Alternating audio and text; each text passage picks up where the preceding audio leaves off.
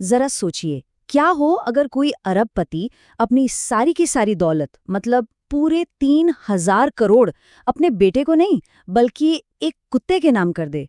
सुनने में अजीब लगता है ना? खैर, आज हम एक ऐसी ही मजेदार कहानी में गोता लगाने वाले हैं। एक कहानी जो विरासत, निराशा और हाँ, एक बहुत ही अमीर कुत्ते के इर्द गिर्द घूमती है। तो चलिए मिलते हैं इस कहानी के हीरो से, अखिल लोखंडे। इनकी पूरी जिंदगी का सार ना बस एक लाइन में है, मैं बहुत परेशान हूँ। वो कई तरह के छोटे मोटे काम करते हैं, बस जैसे तैसे गुजारा हो जाए। तो सवाल ये है कि आखिर ये सारी परेशानी है किस लिए। चलिए देखते हैं पहले हिस्से में, गरीबी से अमीरी तक के सफर का ये सपना। देखिए, अखिल की जिंदगी का सिर्फ एक ही मकसद है, अमीर बनना। और इसकी वजह है उसकी गर्लफ्रेंड साक्षी, जिसके पापा ने अखिल को उसकी गरीबी की वजह से साफ साफ मना कर दिया है। अखिल अपने पिताजी के अस्पताल के बिल भरने के लिए दिन रात मेहनत करता है, पर तभी उसे एक ऐसी सच्चाई पता चलती है जो उसके पैरों तले जमीन खिसका देती है। वो आदमी उसका असली बाप है ही नहीं, वो तो एक धोखेबाज है। और ठीक तभी उसे एक लॉकेट मिलता है जो उसकी पूरी दुनिया ही बदल देता है। पता चलता है कि उसके असली पिता तो बैंकॉक के मशहूर हीरा कारोबारी पन्ना लाल जौहरी हैं। जिस पल अखिल के मन में एक उम्मीद जगती है कि वो अपने अमीर पिता से जाकर मिलेगा, बस ठीक उसी पल एक और खबर आती है। पन्नालाल जौहरी अब इस दुनिया में नहीं रहे। मिलने की जो उम्मीद थी, वो एक झटके में एक बहुत बड़ी विरासत की संभावना में बदल जाती है। और यहीं से कहानी का सबसे मजेदार हिस्सा शुरू होता है। अब बात है 3,000 करोड़ के वारिस की। सवाल यह है कि इतनी बड़ी दौलत का मालिक आखिर बनेगा कौन। और देखिए, ये कोई छोटी मोटी रकम नहीं है, हम बात कर रहे हैं पूरे 3,000 करोड़ रुपए की। इतनी बड़ी रकम जो अखिल की पूरी जिंदगी बल्कि आने वाली कई पीढ़ियों की जिंदगी बदल सकती है। लेकिन कहानी इतनी सीधी सादी होती तो मजा ही क्या था। वसीयत में सिर्फ एक वारिस का नाम लिखा है, और वो वारिस अखिल नहीं है। तो फिर कौन है? आखिर एक कारोबारी के इकलौते बेटे से बड़ा हकदार और कौन हो सकता है? और यहीं पर आता है कहानी का सबसे मजेदार और कह सकते हैं सबसे अजीब ट्विस्ट। पूरी जायदाद का अकेला वारिस है एक कुत्ता। जी हाँ, आपने सही सुना, एक कुत्ता जिसका नाम है एंटरटेनमेंट। और ये कोई ऐसा वैसा कुत्ता नहीं है, ये वही वफादार साथी है जिसने एक बार पन्नालाल जौहरी की जान बचाई थी और उनका सबसे करीबी दोस्त बन गया था। तो अब मैदान सज चुका है एक बड़ी ही अनोखी लड़ाई के लिए। अगले हिस्से में हम देखेंगे इंसान बनाम कुत्ता। एक तरफ है पैसों के लिए बेताब अखिल और दूसरी तरफ एक चालाक करोड़पति कुत्ता। ऐसे में अखिल का दोस्त जुगनू उसे एक बहुत सीधी लेकिन थोड़ी खतरनाक सलाह देता है। वो कहता है, अपने हक के लिए बस उस कुत्ते को मार डालो।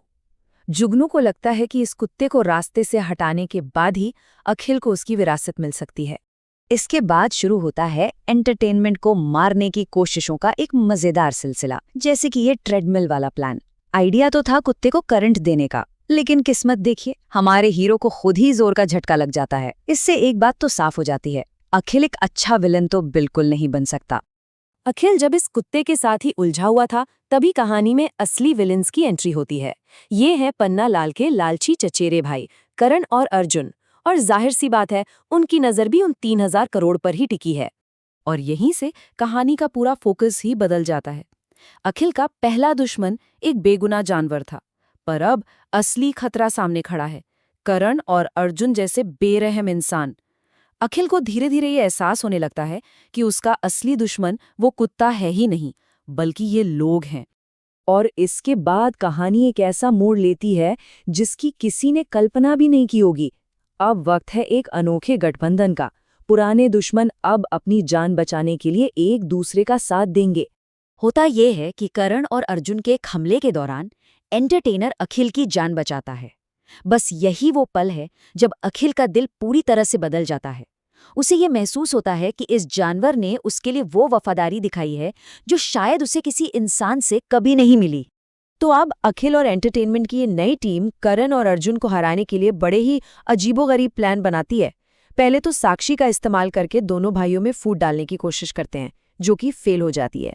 फिर एंटरटेनमेंट की झूठी मौत का नाटक करते हैं और हद तो तब हो जाती है जब एक भूतिया कुत्ता बनकर उन्हें डराकर पागल करने की कोशिश की जाती है। लेकिन करण और अर्जुन भी कोई कच्चे खिलाड़ी नहीं थे। वो इनकी सारी चाल समझ जाते हैं और कहानी अपने आखिरी धमाकेदार टकराव की तरफ बढ़ जाती है। अब दौलत के लिए सिर्फ एक ही रास्ता बचा है, आमने सामने की लड़ाई। क्लाइमैक्स में एक ऐसा पल आता है जब एंटरटेनमेंट वो कुत्ता अखिल को बचाने के लिए खुद गोली खा लेता है और बस उसी पल अखिल को वफादारी और सम्मान का असली मतलब समझ में आता है। फिर वो एक बहुत ही गहरी बात कहता है, आज के बाद अगर किसी ने मुझे कुत्ता कहा तो मैं उसे गाली नहीं तारीफ समझूंगा। मतलब सोचिए, एक जानवर ने उसे इंसानियत का सबसे बड़ा सबक सिखा दिया। और आखिर में सब कुछ ठीक हो जाता है। विलन्स हार जाते हैं और अखिल को कानूनी तौर पर वारिस मान लिया जाता है। लेकिन तब तक अखिल के लिए पैसों से ज्यादा कीमती कुछ और बन चुका था। उसे एहसास हो जाता है कि उसका असली परिवार तो ये कुत्ता है, और इसीलिए वो पूरी दौलत अकेले रखने के बजाय उसे अपने नए बेस्ट फ्रेंड एंटरटेनमेंट के साथ शेयर करने का फैसला करता है। तो ये कहानी हमें एक बहुत ही दिलचस्प सवाल के साथ छोड़ जाती है। असली विरासत क्या है? वो 3000 करोड़ की दौलत या फिर एक दोस्त की वो सच्ची बेमिसाल वफादारी? इस पर सोचिएगा जरूर।